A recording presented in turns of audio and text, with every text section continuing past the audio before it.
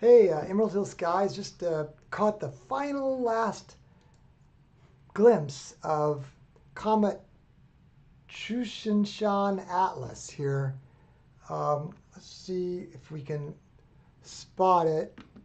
It is right here, and if we wait long enough, it should emerge through this clearing of trees.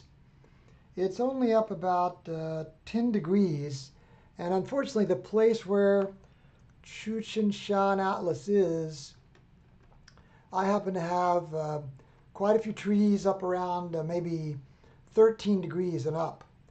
But it'll come in just a moment. It'll come down into this, the sky will spin over into this area. You can at least see the coma, the bright sublimation of all of the ice being sublimated off the comet head or coma. Won't be able to see the long, beautiful tail. I was out there with binoculars just for a moment so that I could be sure to catch it before it hit those trees. And then it took me maybe 7 or 8 minutes to get everything, fired up with the observatory and then the inside gear here. But you can see it's starting to come into view in this clearing. You can already make out the head, and here's all the tail. Now these are just 3-second images. And the reason why we're catching it with just 3-second images is because this comet is so bright. It's about magnitude 4.5, which is, it's naked eye visibility. So there's the comet itself, and see the tail splitting out. Probably has maybe one big wide fantail tonight, and it'll go behind those trees, and that'll be about all she wrote at this point. I don't think we're going to be able to make out the tail just because of all the trees, but I just thought, well, if you haven't seen Tsuchinshan-Atlas Comet C/2023A3 Tsuchinshan-Atlas, then at least now you'll be able to tell your kids you saw it. 80,000 year orbit.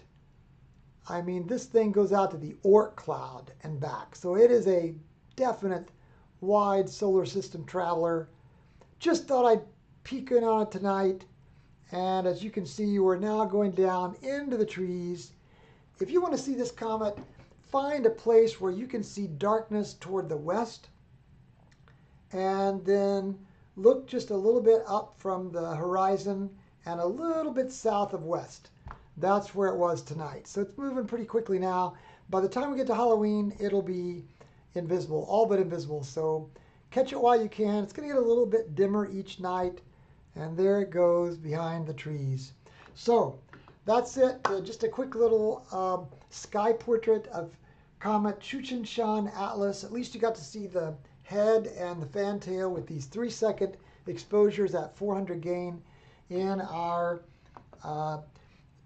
ZWO-ASI 2600 MC Pro camera out there mounted at the front of that RASA 11 on top of that Pier-Tech adjustable height pier inside of that Pier-Tech Tele-station 2 observatory about 200 feet from this location where I'm observing. Thanks for being a part of this tonight.